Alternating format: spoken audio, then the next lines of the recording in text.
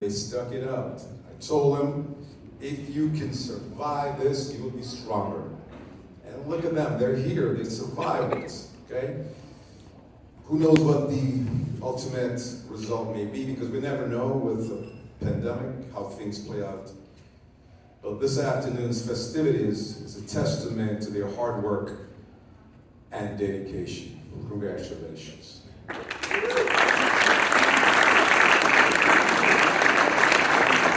Ladies and gentlemen, please welcome the president of the College of Sports Media, El Presidente!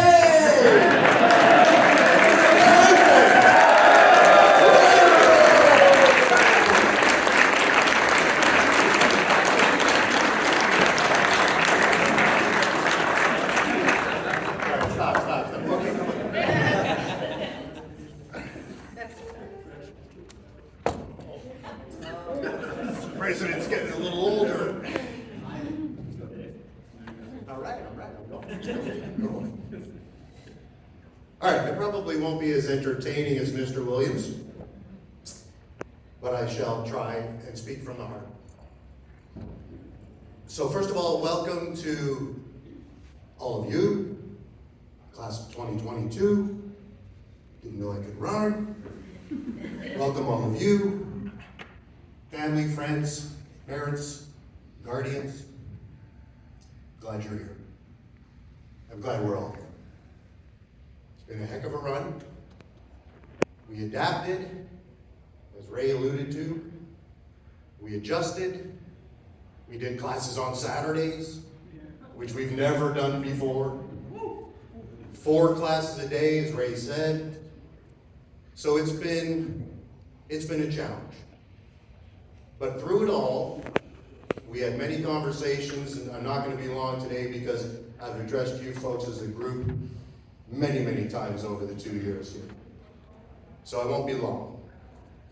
But I do respect and appreciate every single one of you for the effort, the dedication, as Ray said, to get through this.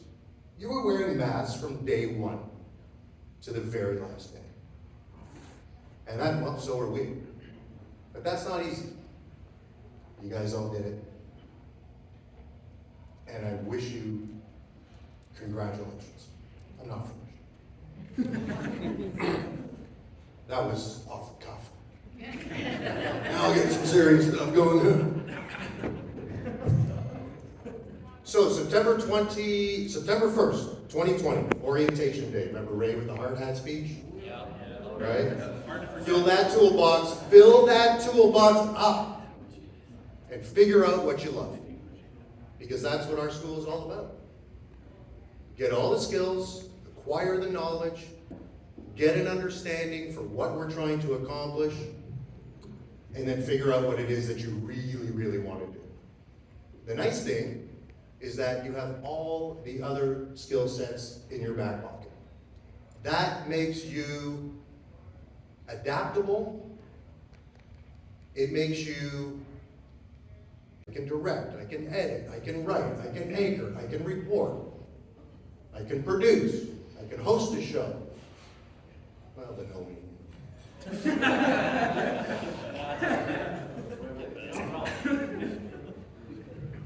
The last day of class is on May 31st, 2020. We watched our first day back. Our first day at school, right?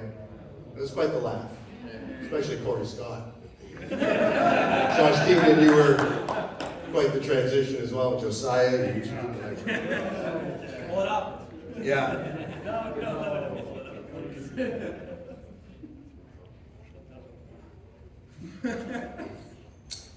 So thanks to all of your efforts going back to masking and stuff like that, we were able to start on time and finish our 2 years on time. Which is, yeah, and that deserves a round of applause.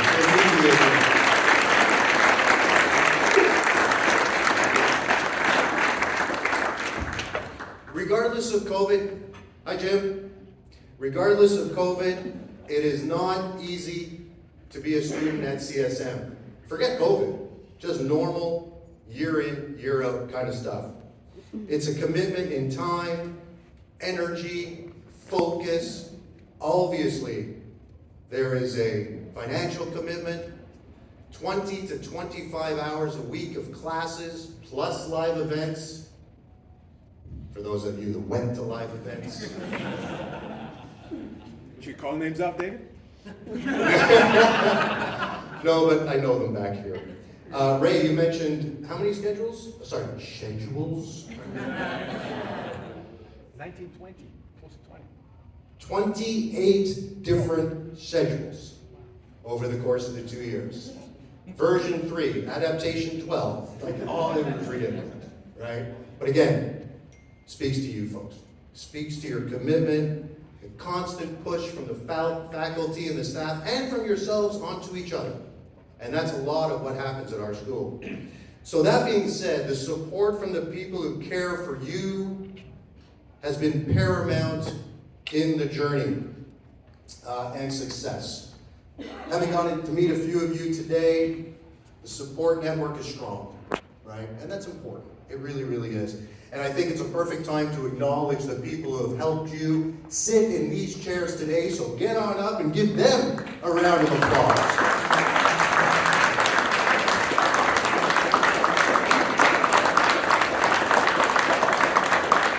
Keep going, it's a good picture. Hold on.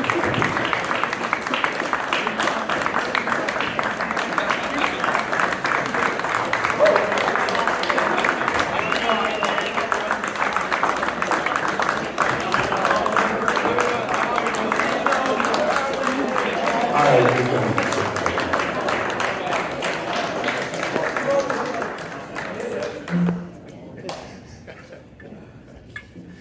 That's probably the hardest they've ever worked, right? You folks are working on developing your careers on air, editing, content creation, producing, directing, hosting. Your skills acquired at CSM are launching your careers. And that's fantastic to see. We're so very, very proud of each and every one of you. Showing the courage and the commitment. I mean, really, over the 2 years. Seriously. As I said earlier, the overriding philosophy of our school is not to be great at everything. You're not going to be. We're human. We're not built that way. But the key is be great in the things you want to pursue from a career perspective. All of you, each and every one of you, have found that passion. Some of you guys, we were a little worried about. Okay, at the end of the first year, had our concerns, but all in all, once we really started to narrow down career paths, you guys, by the way, are no different than any other group in that sense. Once you figure out what it is you want to do, you start to really, really focus and zone in. And we saw it with a lot of you, right? And again, going back to COVID and all that stuff that was going on, it was more challenging, but you guys got through it. Don't give up on your career goals. Do not give up on your career goals. If you forget your career goals, I have them documented. Okay? I will tell you what your career goals are, unless you've changed your mind. But don't give up on them. You work too hard. Put in too much time, too much effort, too many late nights, right? Too many John Shannons. Stay in the lane, stay in the lane. Stay in your lane, right? If you remember nothing from today, because we have a fabulous keynote speaker today. But if you remember nothing from today, remember this. 3 words. Complacency kills careers. It's as simple as that. No matter where you are, no matter what you're doing, right now, you're always looking for what's next. What's next? How am I going to get my career to that next level?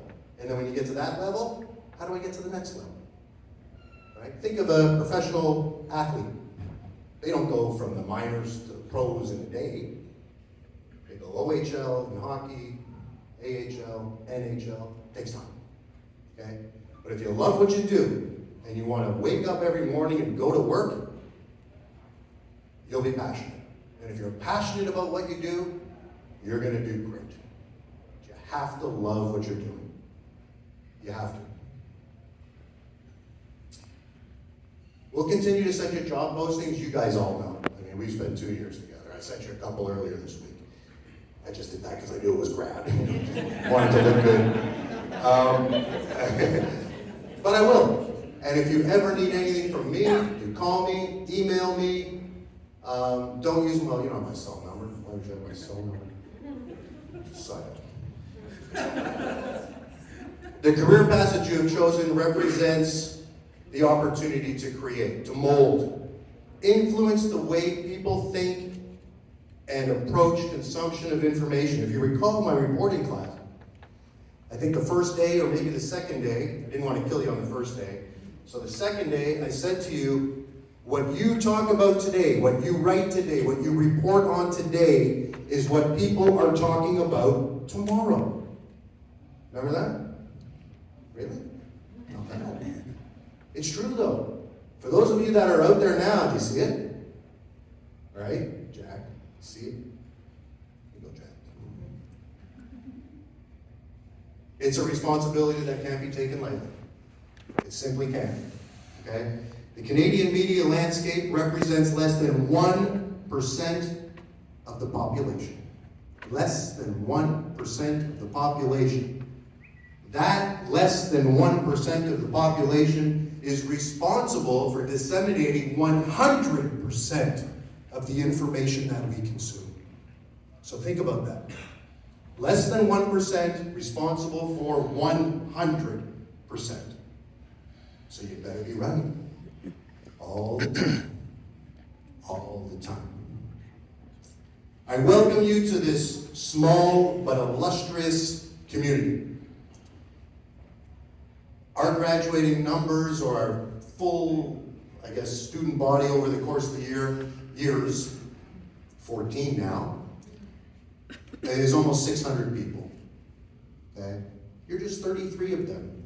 Be the best 33 that are out there. Every single day. I welcome you to the local, the regional,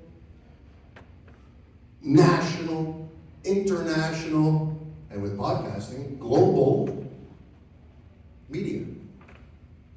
Because you are now 33 members of that less than 1%. Work hard, stay focused, never give up your goals in this industry. Congratulations.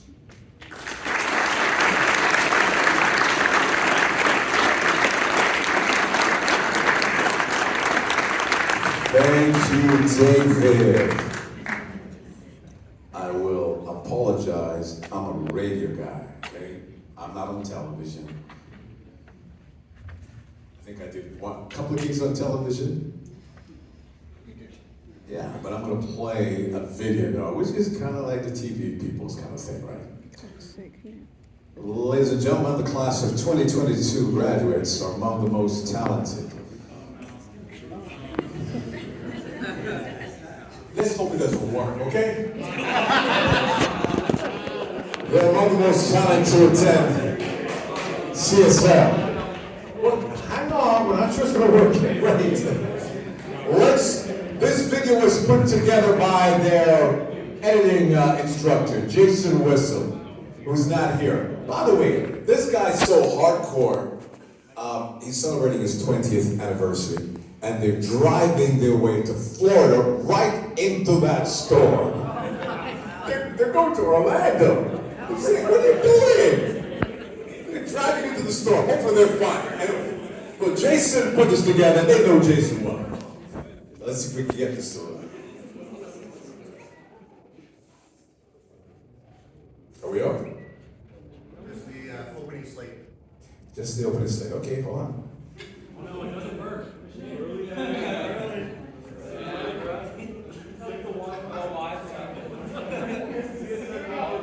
What's up? Hey everyone, welcome back to the Bussy Banter. You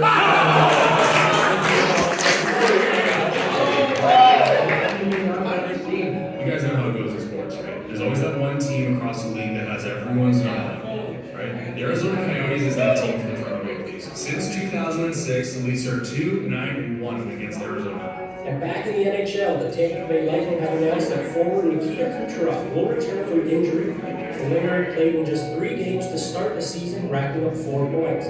You always want to add a little bit more towards the point. It is still kind of safe, but you only got, according to CapFriendly.com, $62,000 in cap space right now. Forward Nick Ritchie has been waived by the Leafs. The Tampa Bay Lightning 2014 played 30 games with the Bucks this season, scoring 1 goal and 7 assists. Leafs played last night. Raptors played last night. About that, there's some drama going on in the NFL. Aaron Rodgers refused to be discussion, as well as former now Bucks wide receiver Antonio Brown. Despite this, it was tied at 2s late in the third when Ilya Mikheyev stepped up again, moving a pass to Nick Smith. It was Mikheyev's 3rd of the season and has many games since returning from injury. I don't know, they're kind of flirting with that 500 mark right there, and like they looked so energetic last night, which I can't imagine was easy without the encouragement and kind of vicarious energy from having fans there. At the end of the day, that's his choice to make, and I don't think that's going to take that easy way. I think he's the type of guy that's going to last there and do through and win a championship in sort of true ways, he'd say. Is before they can really figure out who they are, they need to get healthy first. Because right now we haven't seen this Raptors team completely healthy, and I think that would help kind of give the Raptors a sense of where they are as a team right now. We're in the same situation where the Leafs are losing games they should be winning, and now we've got a coach that some people say is on the hot seat. Mike Matheson was introduced to the Montreal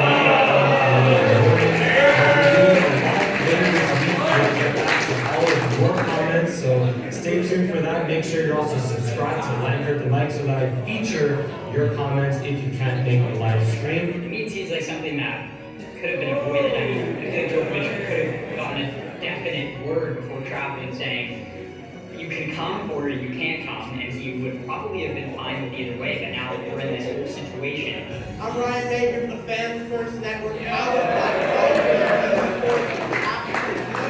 Defeated the Baltimore Orioles in the series opener. I always talk about my podcast, if you want to be successful in business, sports team, or anything, build a solid foundation. I think Seattle is building that strong foundation right now. How many guys will say, well, you know what, I feel like I'm an injury, or I don't want to be there because I'm not injured. I don't have anything better to do. The thing that I want to do is rest. Saying those words and just hearing them every time kind of just like has the same feeling. And just being that, you know, the swing is like for amazing moment of history.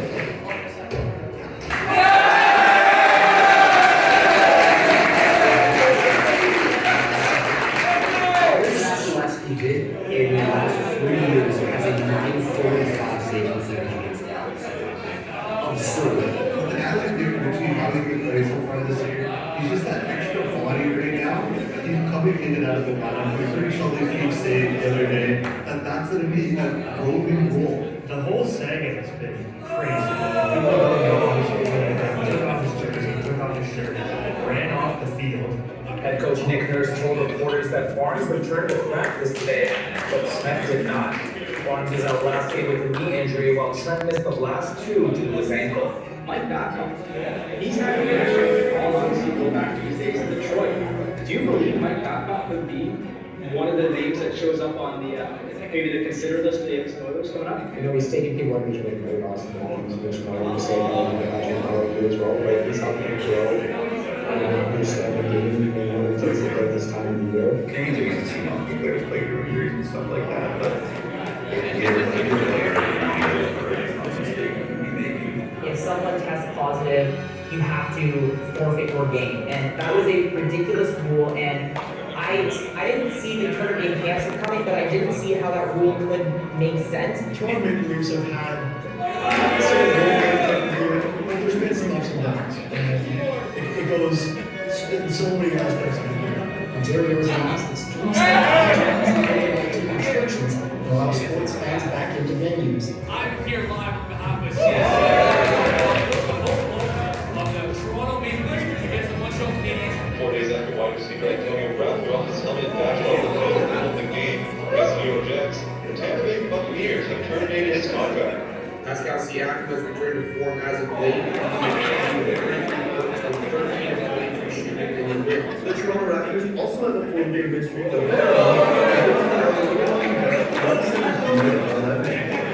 That was inspiring to see, right? Because that shows that when they go up against the big giants, they're going to have a mentality that they can do it, they can believe.